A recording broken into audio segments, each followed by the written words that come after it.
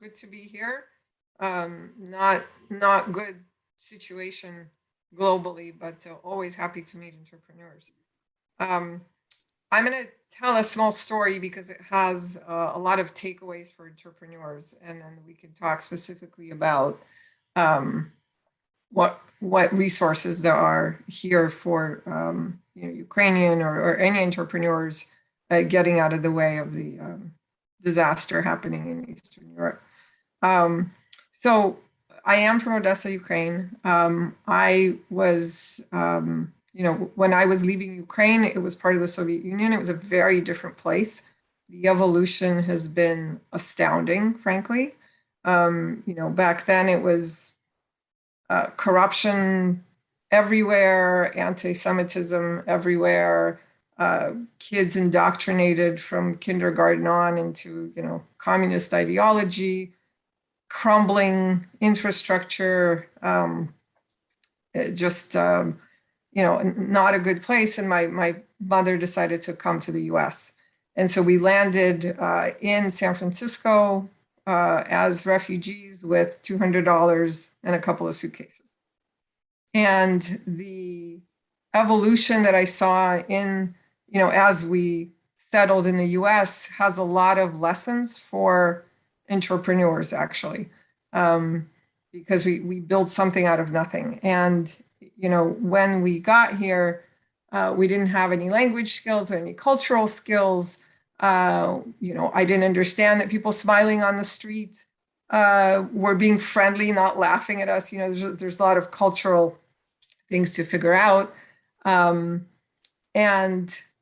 a lot of that parallels how entrepreneurs, especially you guys coming out of Ukraine now, are going to be viewing and having to deal with, Western world. Igor, you've already done it because you've been in the U.S. for a while, so a company entering a market has to, learn the language and immerse itself in the culture of its customers and of its market, the same way that an immigrant or a refugee coming, the way we did, just immerse ourselves in the United States. And so the first thing I tell startups is it's not enough to just know the basic language or the buzzwords. You really have to immerse yourself in your customer's world, the same way that you, if you are coming to the US or if you're even from afar, like Chris is dealing with customers abroad, really understanding everything about how they make decisions and what surrounds them when they do so. The other, there are many parallels, right? Another one is creating a base, raising funds, which what you guys are doing today and constantly. So when we got to the US, my mom went to work for a firm, an engineering firm. She was an engineer run by Chinese immigrants, David. And you can imagine they're speaking with very heavy Chinese accents. My mother barely knows any English, speaks with a Russian accent. They couldn't actually understand each other when they spoke, but they had electrical schematics that they could both look at, and that made sense. So, they found a way around.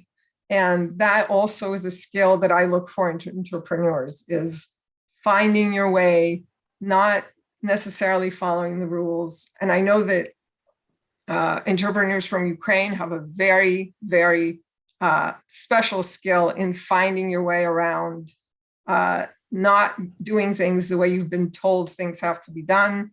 So I don't have to tell you, but I tell a lot of American entrepreneurs, that's the way to grow your companies, to find every single resource and every single way to get around the difficulties that you're facing.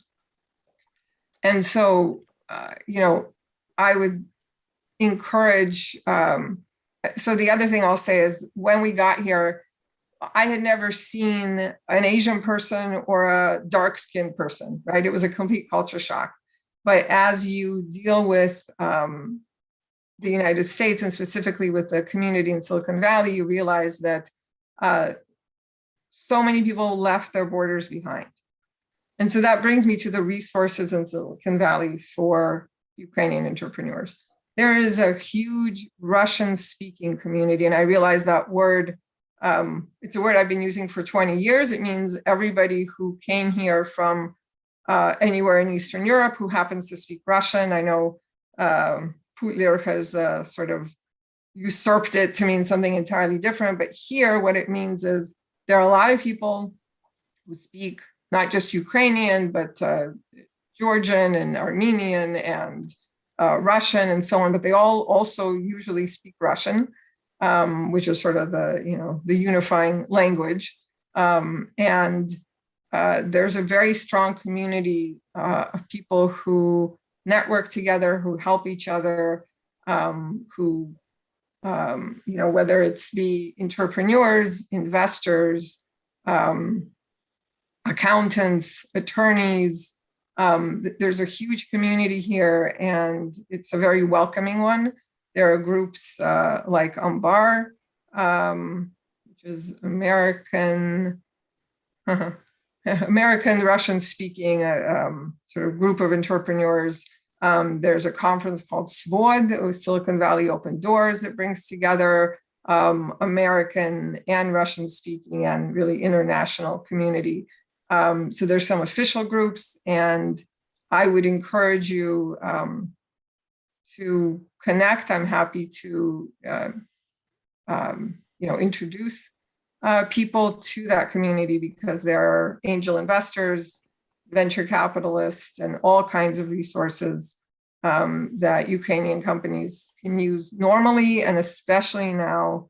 I think a lot of people are very, very eager to help. And I have to tell you that every single Russian-speaking person I know in Silicon Valley, including those who are originally from Russia, are completely outraged and very supportive in any way they can of Ukraine right now. So yeah, David, let me know if there's anything else, or if you guys have questions. I'm happy to just have this be a conversation so that we can help you in the ways that are most relevant to you. Lilia, thank you. I do have one question.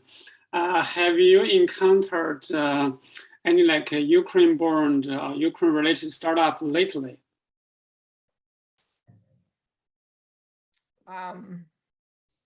I'm trying to think. I mean, I get contacted by many different entrepreneurs, and frankly, they're a mix. Some of them are Ukrainian. I can't say that there's anything. So yes, there are Ukrainian startups here. There are Ukrainian entrepreneurs in the Bay Area and all over the world who reached out to me, along with all kinds of other entrepreneurs, of course. Okay. Just now you mentioned that there is Russian language speaking community. There are multiple Russian language speaking communities here. So what about any type of community which use Ukrainian people as the center? Is there any such community exist? Not that I'm aware of in Silicon Valley, because again, all the sort of former Soviet Union survivors like me and folks who came more recently, everybody sort of mixes together, and that was my point about it's another version of the mini version of the American melting pot. So I would say don't limit. There may well be, and there may be forming now, right? Because we're going to have a lot of people coming and wanting to come together. But personally, I'm not aware yet of anything in Silicon Valley that's focused just on Ukrainians. There's a lot of things, a lot of the sort of uniting factor is just former Eastern European. Okay, got it. Okay, see you. Do you have any question? No, maybe more than question, just a comment. I am an immigrant as well. I came to the United States with 2 suitcases. I fortunately was not running away from a bad situation, but I was really looking forward to, opening more doors and opportunities. Ukraine is dear to me for a number of reasons. Throughout my career, I've been working with engineering teams. I had a team in Kiev. I had a team in Odessa. Two of my kids speak fluent Russian and some Ukrainian. Like Lilia said, this is a melting pot. For those of you who are here, and you come to appreciate the openness and the willingness to help each other, which is something that is, truly a value for anybody who's trying to start a business. We probably make more mistakes than right steps, but there is always somebody who's willing to give you feedback and to share with you their knowledge. So my advice is maybe leave behind a little bit more the European way of thinking. I think of Ukraine as part of Europe in all senses. Really, one of the things that is here in the Silicon Valley and in general, in the United States, is the fact that if we make mistakes, we shouldn't be bashful. Mistakes are a mean to learn. So if you don't know about a specific topic, if you fail in some attempt of a project, somebody has gone through that experience before you. So do reach out, use LinkedIn heavily.